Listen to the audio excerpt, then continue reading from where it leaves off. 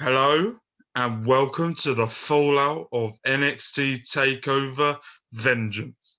My God, we're recording this the day after, and I'm still in utter shock. But we will get to all the shocks and surprises when we're going to go through them. But the matches from start to finish were unbelievable. The card was stacked without even having any of the main rosters people coming in. Surprises. We have a new NXT superstar. We have a new NXT women's star reportedly coming in, which I'm very excited about. But let's go through the card before we go on to our discussions. The card was Ember Moon and Shotzi Blackheart versus Raquel Gonzalez, Dakota Kai for the Women's Dusty Cup, Johnny Gargano versus Kushida for the North American title, MSK versus Grizzled Young Veterans for the Dusty Cup. Final, Tony versus Io versus Mercedes for the NXT Women's title. And to finish off was Pete Dunn versus Finn Balor for the NXT Championship. That's what you call a match card right there, mate. I was iffy about this one. Seriously? I was excited for it because it's NXT and they always deliver.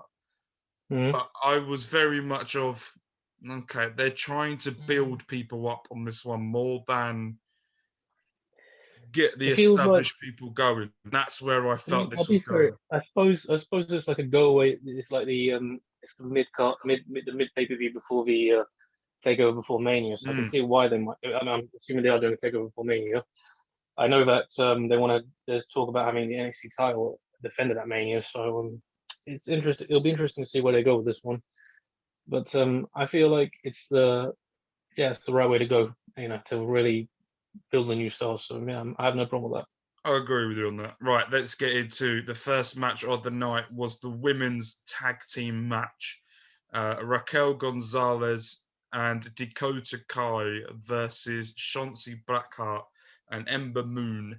The winner will be facing Nia Jax and Shayna Baszler for the women's tag team titles at some point. You said it wrong, mate. You said it wrong. It's Nia My Whole Jax. Yeah, right. Oh yeah, my whole still gets me every time. Even now. For the NXT for the women's title. Going into this match, I was expecting it to be good. I wasn't expecting much out of this because they're both not established tag team wrestlers. All four of them are very good single competitors. But it was I good. suppose I think you got a point there. I mean, Raquel and Dakota's a different one. They've been tag team for about a year now. But I wouldn't class them as a tag team. You wouldn't? No, I would class as Raquel Gonzalez is Dakota's Raquel. I would not class them as a bona fide tag team. I suppose you got a point there. I mean, just try to think my head around it. I mean, I think they pretty much. I mean, when I first saw them together, I mean, I was a bit like they're a bit generic. I mean, let's be honest, it's just the usual, bodyguard, little guy, thing. But I think they've really come into their own, last year. So I've got no problem with them. So in the match, I've always said that. I think match-wise, they built it in ring-wise, I think perfectly. Where Shotzi and Ember really targeted Dakota and tried to keep Raquel out, which I felt was very good storytelling-wise. And when Raquel come in, they sort of double teamed her to a point, and didn't really let her go. But by God, that was a great women's match. Yeah, I think it was smart booking on that hand because obviously the logical thing would be to keep a big person out and focus on the little, the small. I'm not saying Dakota's a little person, but what I'm trying to say. So obviously that's the way you weaken down. You don't want to chop down the tree. You rather go for the stumps. That's the way it sort of goes. I will say one person did say it best though. I think Shotzi can be a bit sloppy at times in the ring as well, and even when she's doing her crazy spots. I think that's something they need to work on because she could easily, I'm trying to say, I don't, Hmm? I'm sure people will say, oh, she's been doing it for years, this and that. That's not an excuse. you know, you can be dangerous, sloppy in the ring, and good, but that doesn't mean that you haven't got any injuries to go with it. So I wouldn't. I'm saying they need to tone it down a little bit with her to some extent, not Yeah, completely. I agree to a certain point. But she is so much different compared to any. And I'll tell you what, the talking of disappointment, the thing that disappointed me the most was Ember Moon. Oh, really? Yeah, I'm Okay. not I'm not sold on her at all at the moment. I'll Even say, since her return, there's like before when she had her first run in NXT, fully sold, fully appreciated her. When she went out to the main, well, up to SmackDown and Raw, didn't get used good enough.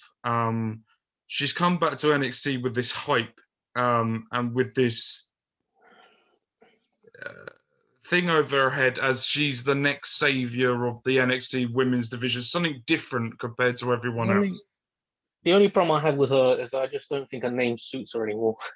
I'd say change it back to Athena, wherever she was using before. I know she used Athena before, or something else, because I think the current name she has doesn't go with her I gimmick. don't think even the name, it's not the name, it's her. Me It's anyway, I just something don't think the name about suits Ember her. Moon that I'm not maybe with other people she is. I'm not connecting with Ember Moon at all. I don't get why she's in NXT. She hasn't added anything to that women's division at the moment.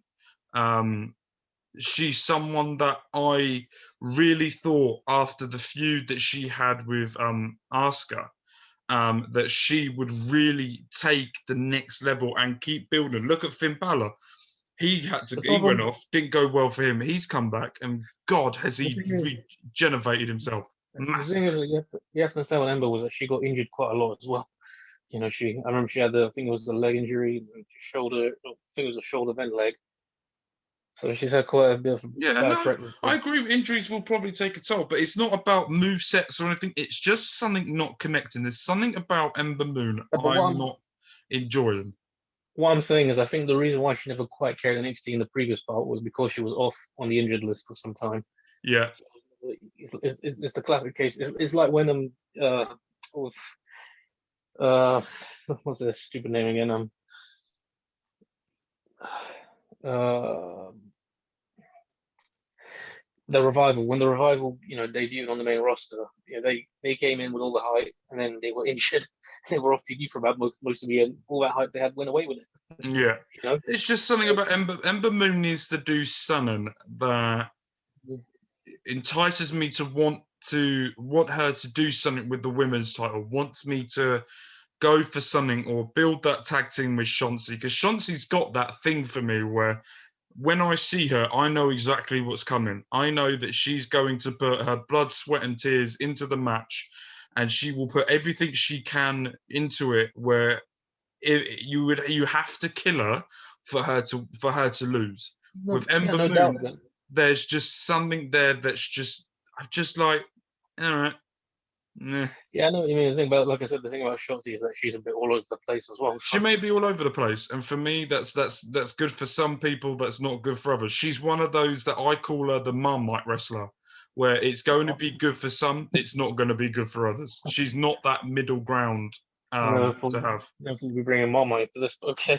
don't But even like she Mama. for me, I love Chauncey Blackheart. Right, congratulations to Raquel Gonzalez and Dakota Kai for winning the first ever women's Dusty Cup, and going on to face hopefully Nia Mahal Jax and Shayna Baszler at WrestleMania. I hope they do Do you that. think they win it?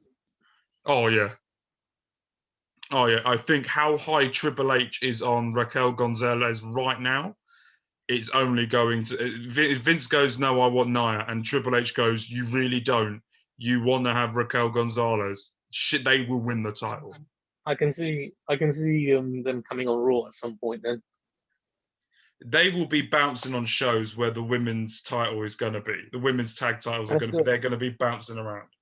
And it's the right way as well, because it's the way to get eyes on NXT, and it's a way to get Yeah. people new things. So yeah, I think it's the right way to go. And then we will go on to the next match. North American Championship.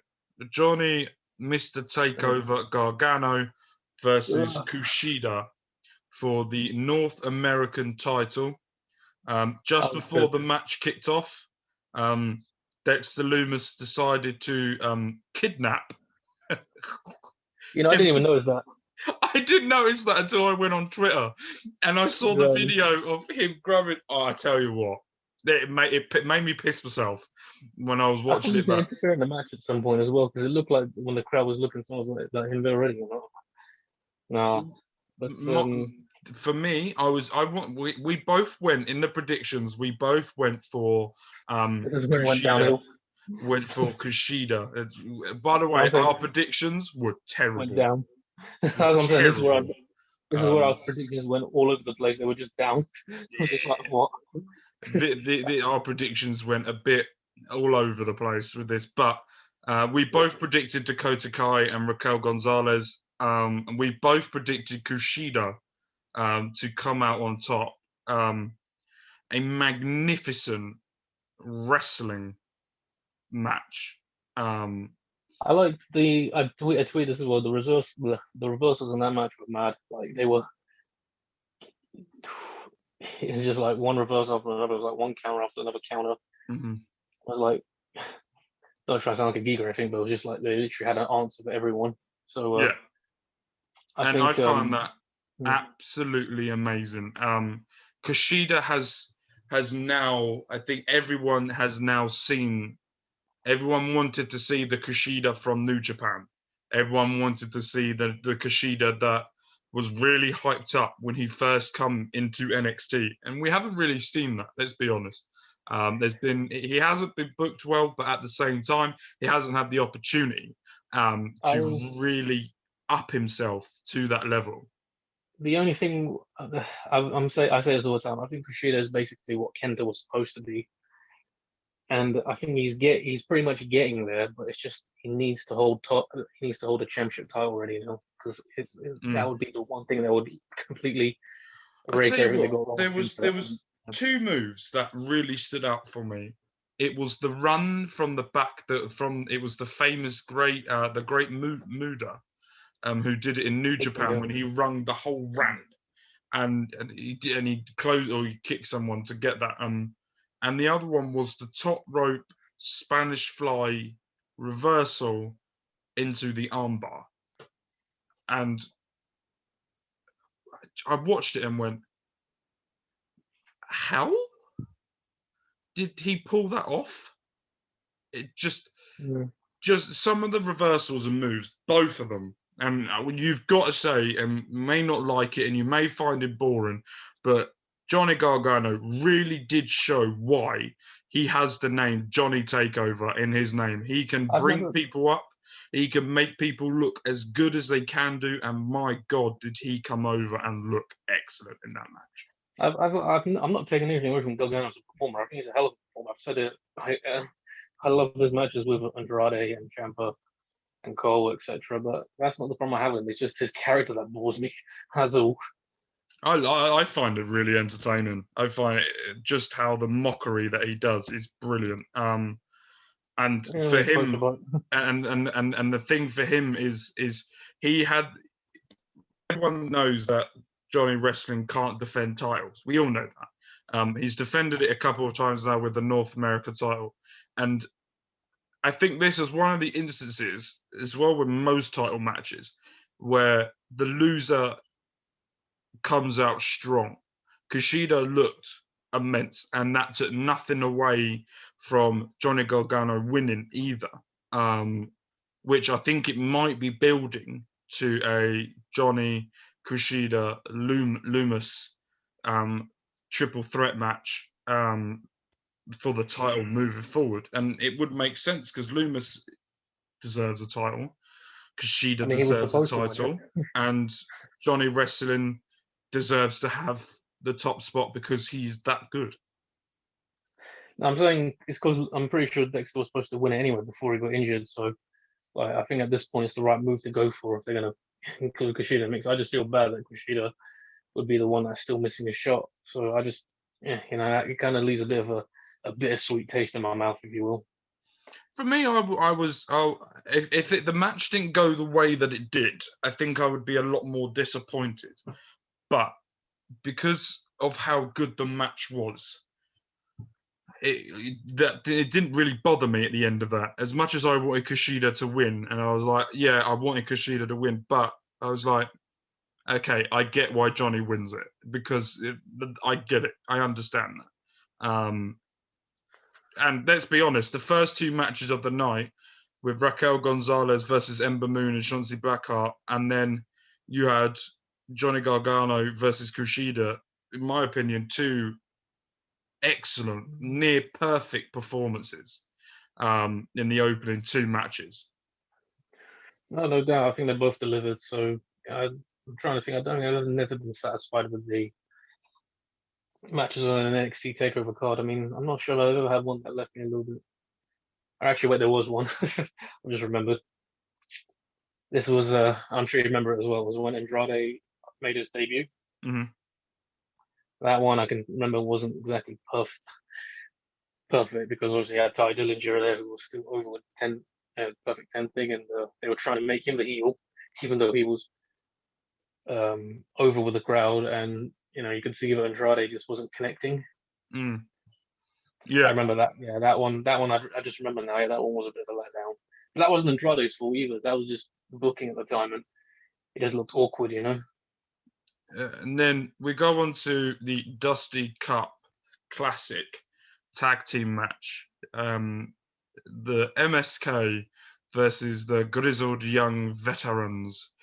Can I just say, Wesley, formerly Desmond Xavier, that kid will be a star one day. Yeah, I tweeted that. I tweeted out saying I am now falling in love with Wesley and Carter as well, both of them. That kid will have crazy matches with his old buddy Ricochet someday. I'll tell you that right now. If they can, they'll let that happen because them two will tear the whole roof off. I'll tell you what. I'm talking Eddie Guerrero and Mysterio style. That's how far I'm going with it. Yeah, Nash Carter really impressed me. He's a hell of a performer as well. Really impressed me as well. Both of them. They really did. Grizzled young veterans, we knew that when they're coming into it, they were going to be odds-on favourites because of them getting to the final last year and losing. And getting to the final again, it seemed to be the time, as we both predicted. We both predicted Kushida, so we didn't get a point. We both predicted Grizzled young veterans. I was very close to picking MSK. Very close. I was really hovering over picking them. It's just because it felt too early for them to be getting that, option. I think it was just going to be a case where they'd be the guys that say we were this close, and that makes us want even more kind of thing. But I think it's the right move. I think it was the correct move. Watching the match, Grizzled young veterans do what they did. The great heels try and get cheap wins, cheap tactics. You've got MSK, the overtop high flyers, trying to get every square inch of the ring, use every part of the outside.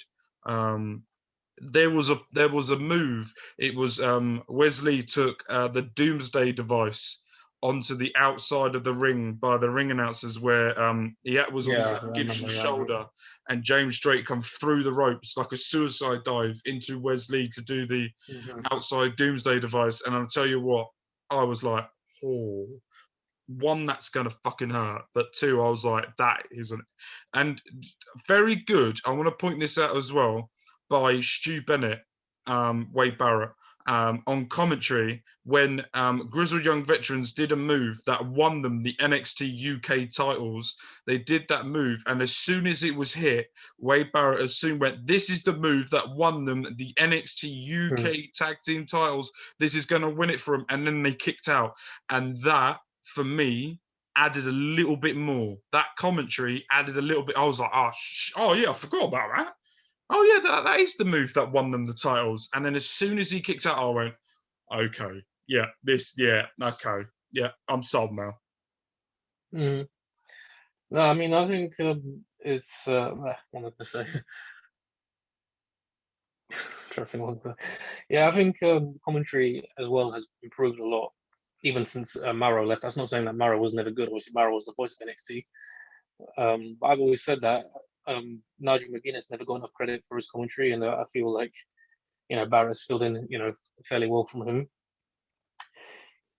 Who's the other guy again? Who's Phoenix. Then not Beth Phoenix. Vic What his Joseph. name is? Yeah, Vic Joseph. He's a great commentator as well, but even he does say some stupid shit sometimes. Which Vic even I can be. Joseph has improved so much. He was He's in good. NXT UK when I used to go and watch it, and when I was there. He's been a commentator. I found out he was a commentator on different wrestling promotions before as well, so he's got the experience. I'm just saying that he's a great commentator as well, but he does come out with some silly things sometimes. Even I just turn around and just like, no, mate, just no, But yeah, I like him as well. I think he's good. I will say that I would love to see another guy that can be like a Joey Styles on commentary, and like when it comes to calling the moves and everything. Unfortunately, that will never happen because WWE they don't really want to go by the full name of moves and stuff because it's frowned upon to some extent. Yeah, no, I agree. But MSK coming out with the massive win, I think shocked everybody. I think because we all thought it was Grizzled Young veterans' time to win it.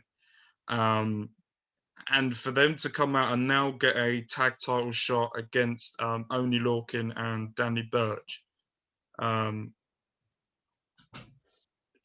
it just goes to show how high Triple H regards MSK, to not only throw them in the deep end in the Dusty Classic, but then to go on and get them to win it.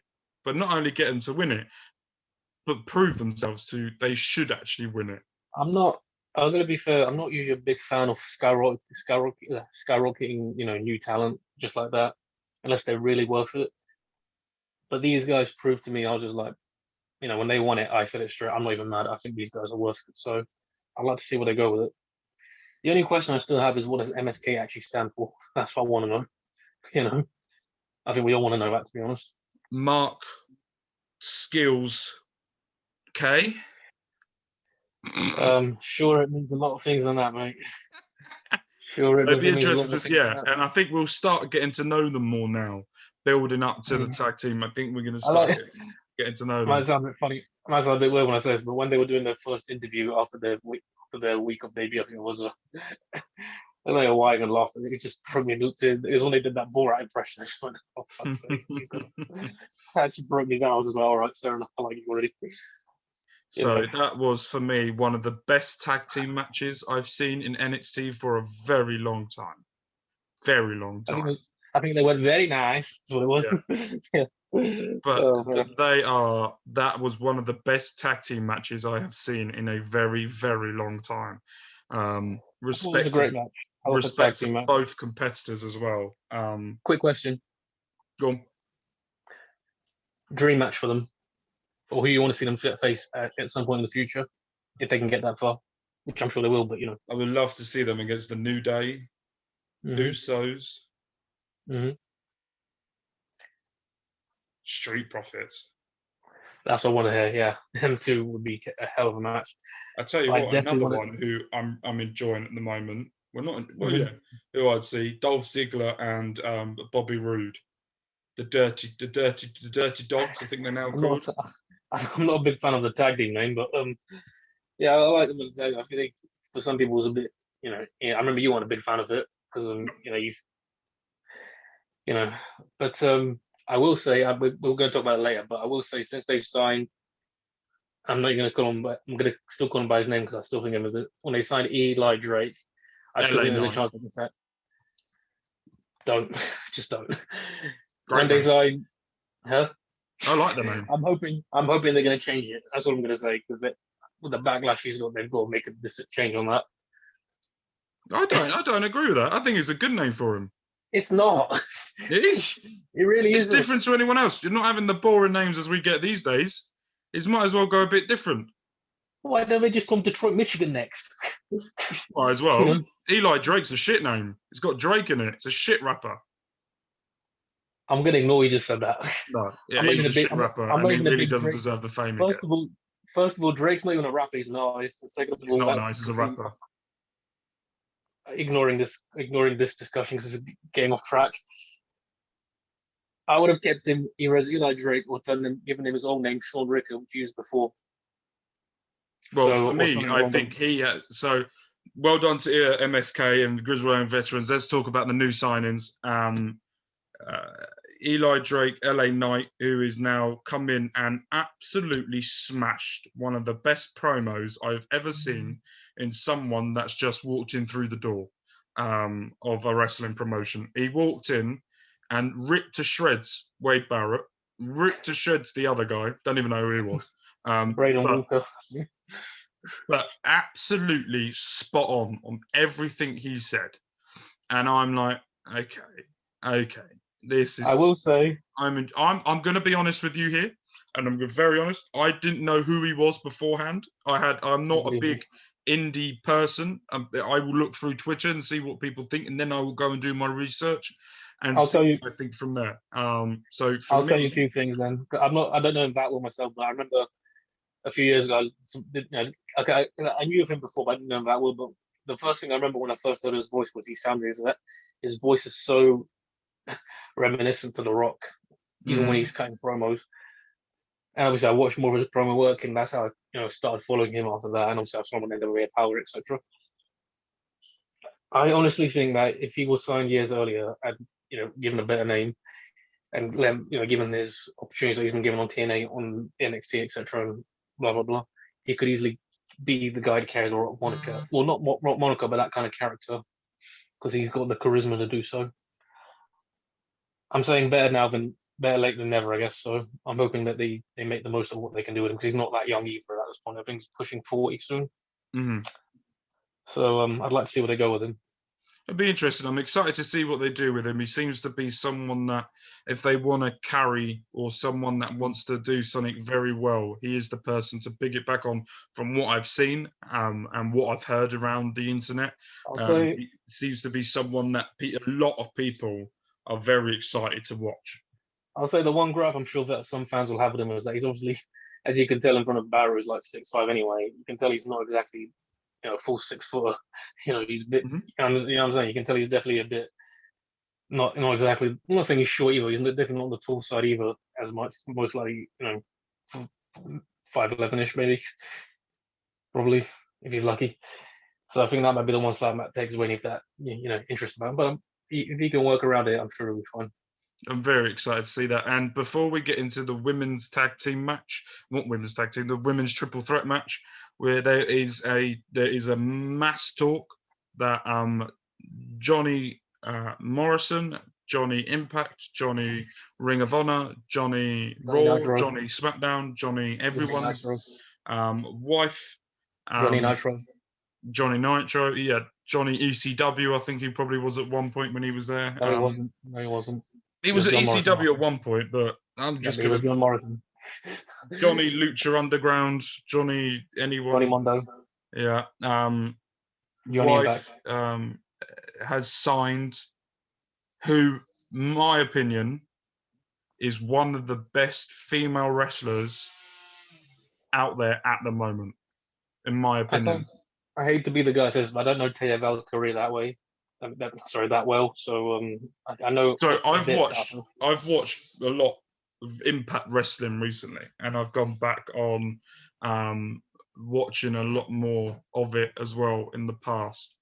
And I tell you what, she is currently at this precise moment the longest reigning Impact Wrestling Women's Champion of all time. She held that title for so long and she defeated everyone. And I tell you what, her match with the Virtuoso at Impact, the one before, not the Saturday one, the one before that, was absolutely clinical. She can do anything in that ring, high flying, mat, everything. I am very, very excited, as you could probably tell, when I tweeted several times. And I also tweeted before that I wanted to see her in the Women's Royal Rumble. But she has agreed to sign with NXT to booster NXT's women's division, which I didn't think he could, but apparently Triple H thinks he can. Even more now, to make that division more stacked. I'm very excited. I think she could be the one that dethrones Io Shirai. And I feel like she could be the one to take the NXT women's division to the next level. And I know that's a lot saying because the women's division is at that high level. But I tell you what, if you get her in that title, there won't be any other women. She is going to outperform people who think that the best women's wrestler is at the moment with Sasha Banks. Best women's wrestler on Raw, which is Asuka, and let's not be them two are wrestling-wise the best women's wrestlers going at the moment. Bianca Belair is going to get there for me. And in NXT UK, you've got Kaylee Ray, you've got Ginny, you've got Piper Niven, and then you've got I can never say her name. What is her name again? Meiko Satomura. Thank you.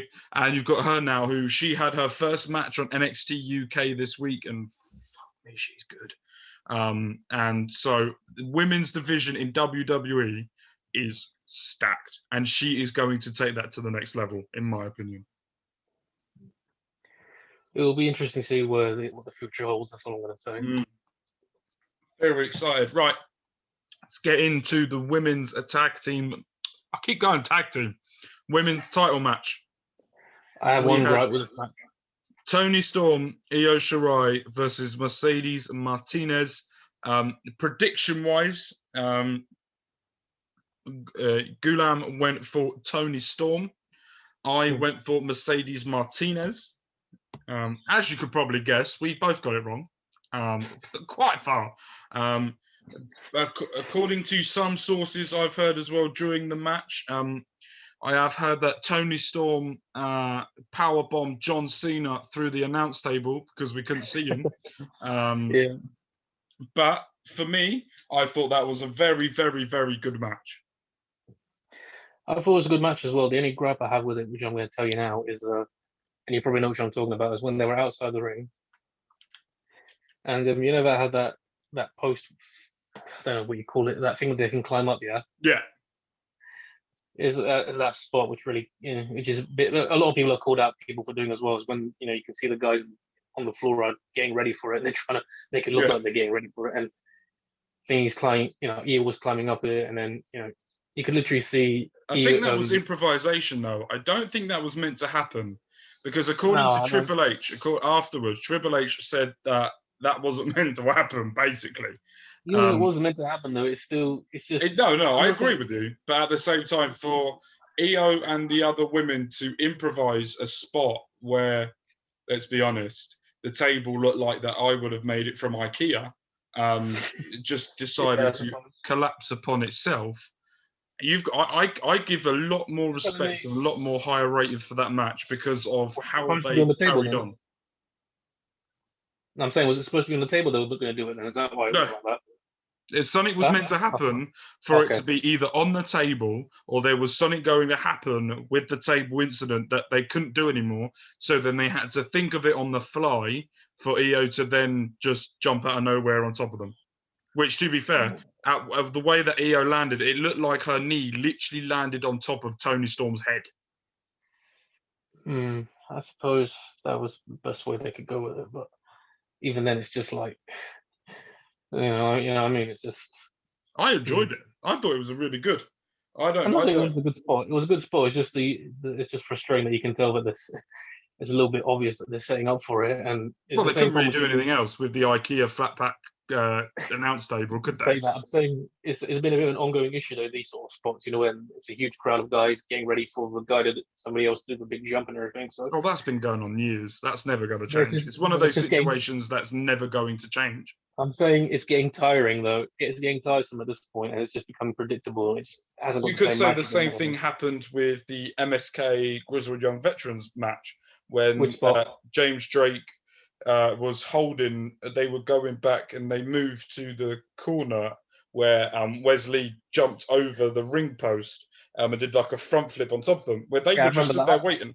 I didn't think that was the thing. Was that didn't look expected. That looked very unexpected. Oh, when he you did could it. see what was going to happen because you could see I the way didn't. James Drake was dragging Zach Gibson over there, and Wesley looked over and went, "Well, I'm diving." You knew what was going to happen as soon as James Drake put his arm around him, But that the thing someone is, was going to though, dive at him. in his defense, though, he came in like full speed for that one, so you did Oh not yeah, no, expect he that. went about 90 miles an That's hour. why that's But why I think redeems him. That's what redeems that spot for that reason for me. So I don't have too much of a problem with it when you're doing it like that. But when it's looking slow and awkward, that's when the yeah, magic isn't there. I That's what I'm trying agree to with say. that. But at the same time, I don't think of that And too much into detail with that. I look at it and as if you told really me good spot. and if you told me that Wesley's spot was if you told me that Wesley's spot was improvised, I would not have believed you.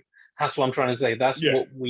That's what improvisation to me needs to be more like, something which was done on the fly and we didn't expect it to be like that, and done at 100 miles No, and miles an hour. I don't think the jump off the top. Well, the jump off the top looked like it was meant to happen by the reaction of Tony Storm and everything. It looked like the jump off the top was meant to happen because Io was already climbing up there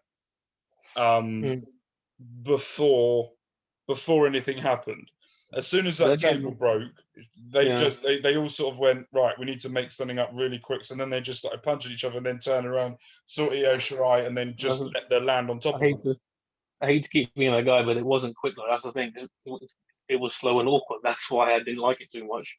You know, that's what it is. That left wasn't like in for me.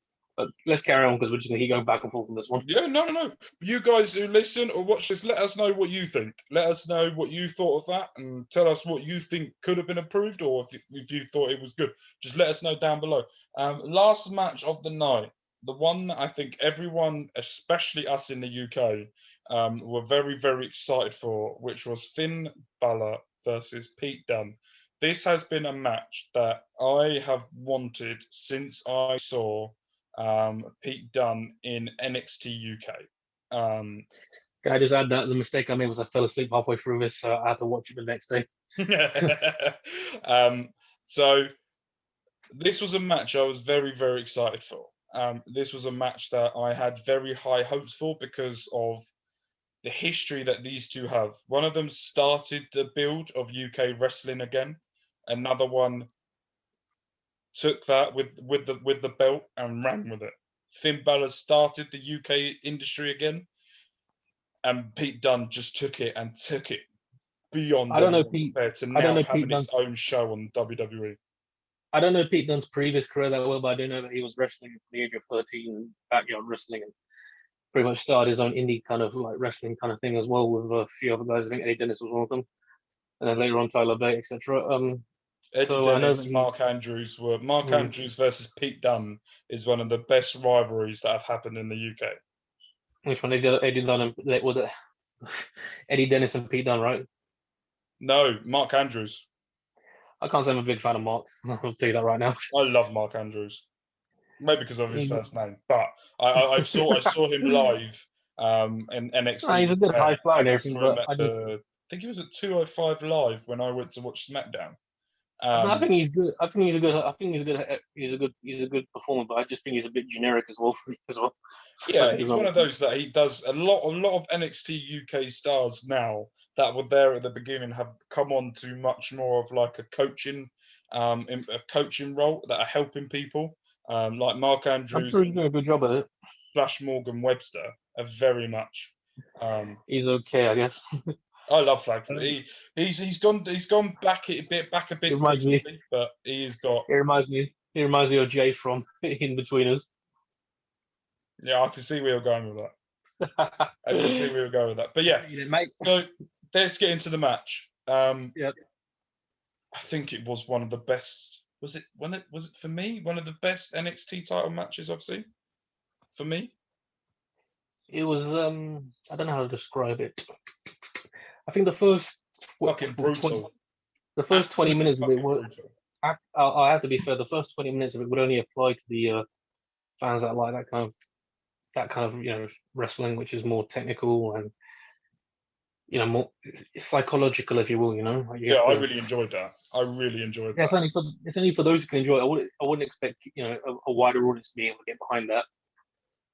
But then obviously, but the thing that I'm saying is that did drag on for a bit longer than expected.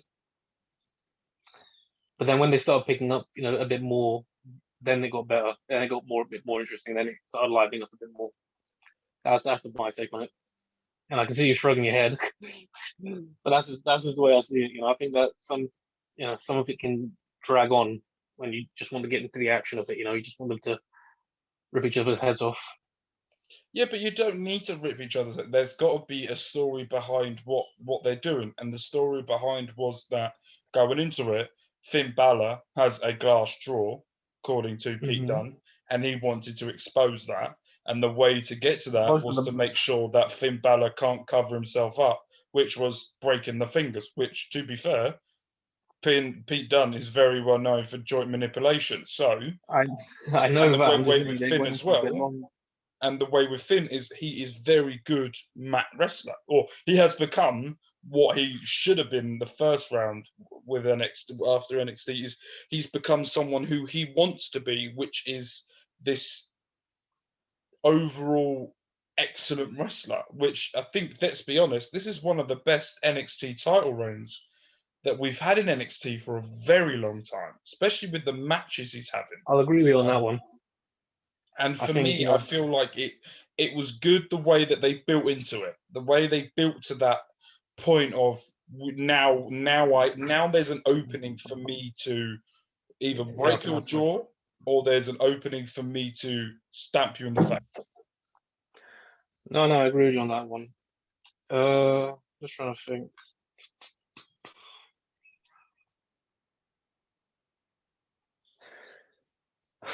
I think what was I? There was a point in the match where I think Pete Dunne went for the bitter end. It was a pin.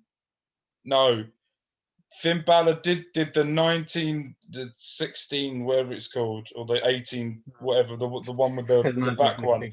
And he went for the pin, and Pete Dunne kicked out, but then held on to the hand and wouldn't let go. And he laid there, and Finn was trying to really get Pete off the hand because he damaged it so much to a point where I think Finn sold the hand brutality very well, that he couldn't do the gunshot or any move, or he couldn't even hold the title, to a point where his hands they got demolished by Pete Dunne. Let's be honest. Like I said, I never had a problem with that. I just said that I think the first part of it just dragged on a bit longer. That's the only thing I have, the gripe I had with it. When it started picking up, that's when things got more interesting for me. You keep shrugging my head. You keep shrugging your head at me. You know what I'm saying? Disappointed in you. Very disappointed. Well, I actually really enjoyed that bit. I thought it was very, very good. You're a Reading fan. You should be used to disappointment by now. Oh yeah, 100%. So for me, I found it very good storytelling. Very good move set from both people, and I saw someone talk about it afterwards. And when Finn Balor went for the coup de grace, and then picked Finn up to do the 1916 to win it, I saw someone go, everyone's brain and everyone's psychology of what NXT has done before is when they hit both of their moves, everyone thought he's going to kick out of that. He's going to kick out of that. Where because there has been so many false finishes in NXT, your brain instantly goes to, this is a false finish. And when it's not a false, and they only had a couple. They didn't have a lot of false finishes. Would you say they're better at protecting finishes on NXT? That's a good question. I don't think they protect it enough. I don't think they protect it enough. I think the only protective finisher at the moment in WWE in total is the end of days. That's what I was going to say. Yeah. I think that's the only protected finisher, I think. Oh, the Claymore. Claymore's another one that has been, but Goldberg and Brock Lesnar are the only ones I think to kick out of that, if I'm right. I think he's had to hit it multiple times on a few different guys, so I don't know if I'd say it's most protected. The only other one is Kenny Omega's right-winged angel, which no one has ever kicked out of. if I'm right. But he only ever uses that every so often when he really needs to use it, if I'm right. I think I am right on that one. I haven't followed him for a while, so I can't say. No. So that was good. But let's talk about after the match. So Pete Dunne sells it perfectly to a point of his hands doesn't work anymore, so he can't pick the title up. So the referee puts the title around his waist. Yep. Danny Burch and Oney Lorcan come out and basically beat the absolute shit out of Finn Balor. The UE come out. Pete Dunne, Oney Lorcan, and Danny Burch. Fuck off. Kyle O'Reilly and helps Finn up. Adam Cole doesn't look impressed. Roderick Strong just looks like Roderick Strong and doesn't know where he's meant to be. Then they all stand in the line. It looks like, and it's been building to, Finn Balor joining the old Undisputed Era. And then if you listen, I don't know whether you picked up on this, but I really listened today. If you listen to the audio before it all happens, Adam Cole stands there doing his signature thing and goes, "This is bullshit," and then super kicks Finn straight after he said, no, it's really faint. It's very faint. I had to really listen to it, but there's a clip on Twitter, which if you really listen to it, he goes, "This is bullshit." And Money super falling to me, so I'm actually quite intrigued by that one. Yeah, he super kicks, and then the face of Kyle O'Reilly is the face of what Dean Ambrose did when Seth Rollins did the Roman Reigns chair shot. And then they're all arguing. Adam Cole and Roderick Strong are arguing, and then super kicks Kyle O'Reilly. And I sat there, and my first instinct was, yes. Finally, after a year, maybe 2020 hasn't been the greatest year for Adam Cole.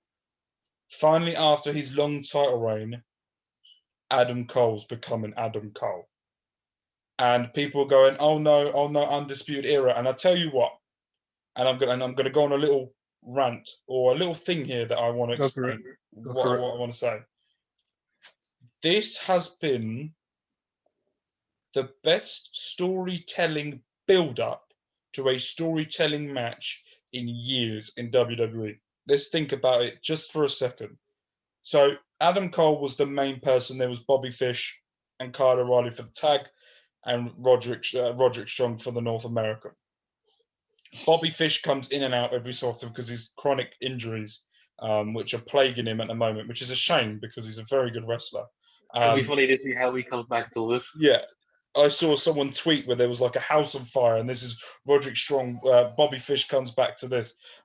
Yeah, and then they sort of leave Adam Cole to go off with Roderick Strong to go and do the Dusty Cup. And before that, it was very much they were off telly, and Kyle O'Reilly was very much the main one that they were proving to be a very good singles competitor. They wanted to build him up, want to show the NXT universe that he can wrestle.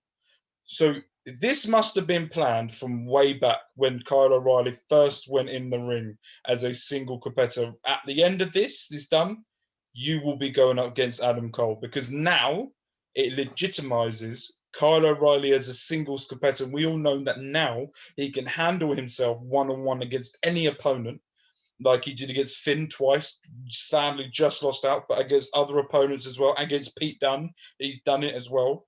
So now Adam Cole's gone, I'm sick and tired of being the person that everyone's like, oh, Kyle O'Reilly, we want more Kyle O'Reilly. No, I'm Adam Cole, baby. And this is why I am who I am. The issue now is where does Roderick Strong go in this? That's what I was going to say. Because I feel bad for Roddy, because I'll tell you what I think. I want to see Roddy go back to his Roddy versus the World thing and just kill it as a singles competitor guy. I do, but I also want him to sort of build up or help Maria. Maria, I can't ever say her name. Marie, even I've got it now. Shafir. Yeah, her. I want them two to do something together. I would love to have them two together. That's something that I really, really want to see. But that's bye in the future. But this is another example of NXT long-term booking at its perfection. We looked at it at the Gargano Ciampa situation. This is another long-term booking idea. And for anyone to say that AEW has the better wrestling after watching the whole of that NXT takeover, one, is completely wrong, and also the storytelling is shit as well. And it makes me want to throw up. Yeah. So, do you know what?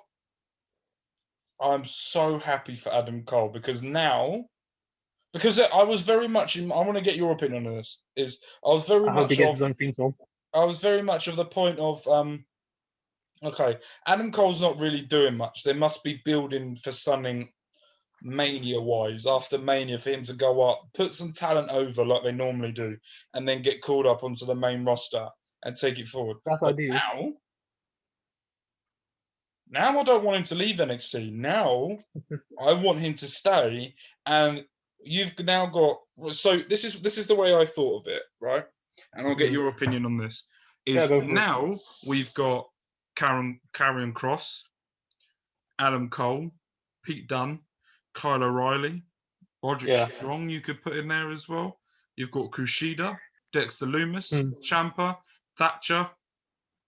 Johnny Gargano. You've got 10 people that are literally able to become the next NXT champion. Edge, maybe WrestleMania. I doubt that. But I don't want Adam Cole to leave now. The thing is, I don't want Adam to leave as well. The thing is, though, I think this has somewhat refreshed a lot of their run on NXT for now. But the thing is, though, again, it just becomes like. This is the thing which people don't admit is that you can only be on the same brand for so long until it gets to the point which is like, you know what I mean? I will say I can see this feud lasting for a while, but at the same time, it has to be the beginning of something big as well for them, if that makes sense. And first thing I want to say is I want to see them give back Adam Cole his Ring of Honor theme song, which is doubtful, but I'd love to see that.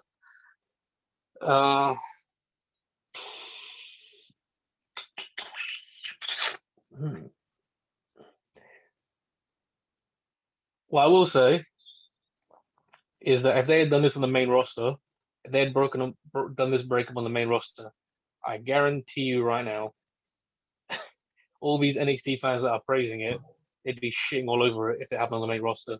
The exact same way. Situation. It all depends on the situation. This situation was brought upon for a reason. This was Adam Cole out of the title for so long. No, but I'm just saying that this was on the main roster. They were doing it. They'd be crying about it.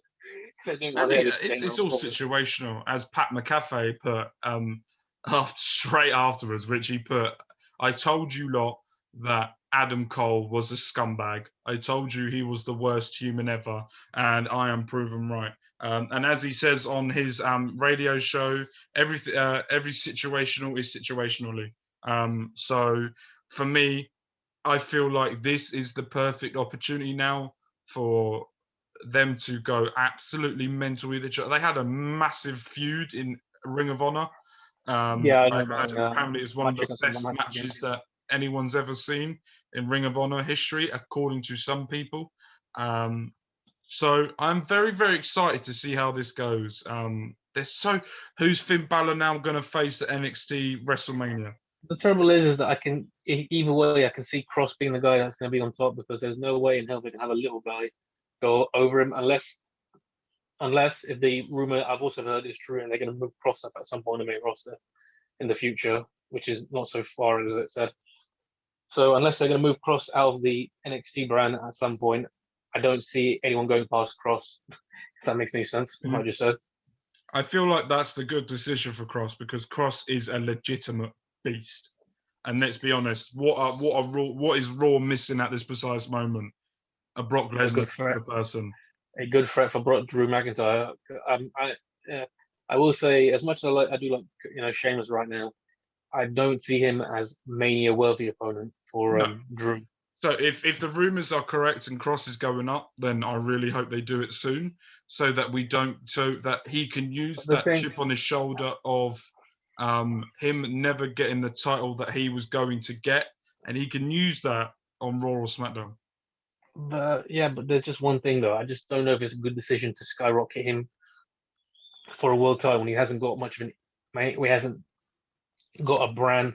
I'm trying to say he hasn't got the identity yet or the build up for it. It's just like, I suppose the way they could do it. I'm starting to mess my words up because I've got loads of things I want to say now. I remember when Finn got called up on his main roster debut, and I liked it because the way they done it, they had him win a triple threat, and then they put him in the ring with Roman, and he went over Roman clean, and he was set to face Seth for the Universal title. Yeah, remember that? Yeah, I like that.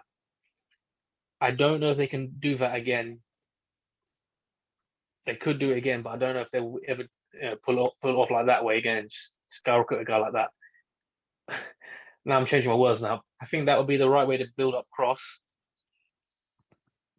But at the same time, I just don't want it to be like they push him and they give him the big title and he's undefeated for a bit. And you know what I mean? I think it all depends on how they're going to do it. With him, I think no matter what you do, especially with Scarlett in the corner, you can do whatever you want with them. And I'm very excited for that, and I'm very excited to see where they go. And this takeover has made me really want to watch NXT more.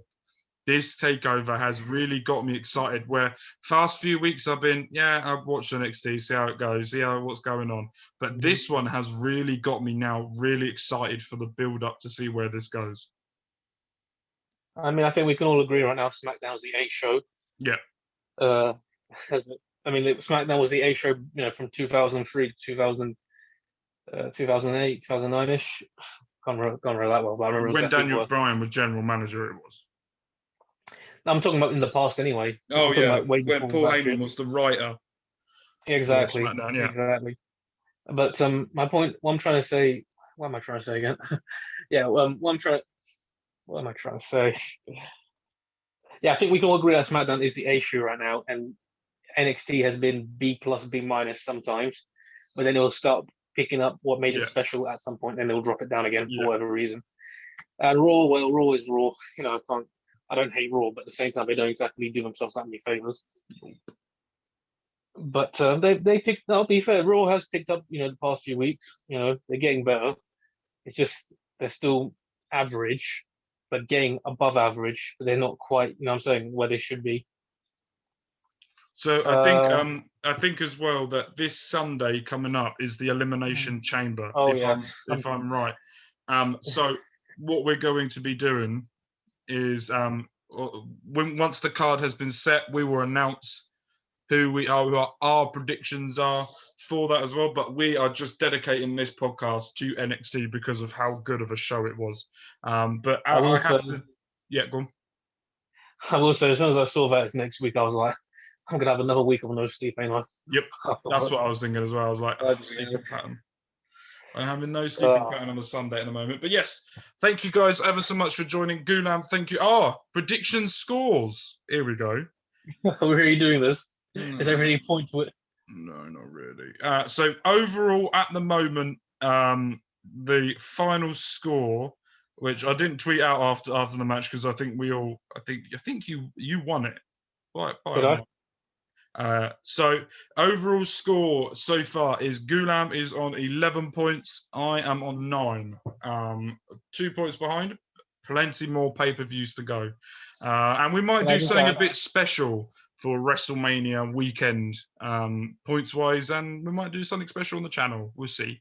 But I just want to say quickly, go on. The match I'm definitely looking forward to this week, on NXT is going to be Karrion Kross versus Santos Escobar. I'm so looking forward to that match because I really want to see It's going to be How a fun guy watching Escobar get absolutely annihilated by Cross. Of course, you're going to say that. I can't wait to see how he. Talk. I can't wait to see how he hangs with the big guys, and how he shows that he's more than just a cruiserweight. I think the only interesting. And then when he eventually loses his fake cruiserweight title to Jordan Devlin, the true and rightful king of the cruiserweight division, and stops playing around being the old mafia boss when the other two stooges can't even win. Okay, keep saying that, mate. Keep saying that. Then when he actually tries to, the only people he's actually beaten is Grand Metalik. Oh, bravo! Great title defense. You're great champion. He beat Scott as well. He's beaten Jake Atlas. Sucks. Sucks. The only worry I have for Cross is I don't want him to get injured again. That's the only thing what I'm worried about. He's already sure he can get injured. It's fine. Cross is going to. He's not going to get injured because Escobar isn't going to do anything to him. And there's one guy I'm going to keep an eye out, looking forward to returning. I'm not saying soon, but one guy I'm definitely looking forward to returning. It is Ridge Holland. I can't wait for him to come back. I tell you what, there's one person who I'm excited to see as well on this week. Cameron Grimes. His gimmick at this precise moment, being rich, is one of the funniest things I have experienced on the apparently, Instagram. I don't know how true this is, but apparently it's true. Apparently he did make money out of the GameStop thing. I don't blame him. Absolute legend. Right, I've got to go, but thank you guys ever so much for joining. You guys, thank you, Gulan, for coming on, you beautiful man. We will see you guys next week, where we will be reviewing the Elimination Chamber, where we will go through the pay-per-view, see what we think of it, and we will see you guys next week. Bye. Laters. Oh, before I go, I just want to say one more thing. What? Just this is just for all those people that like, NXT, AEW. NXT needs to move their night Are we still on because of AEW, but fuck AEW.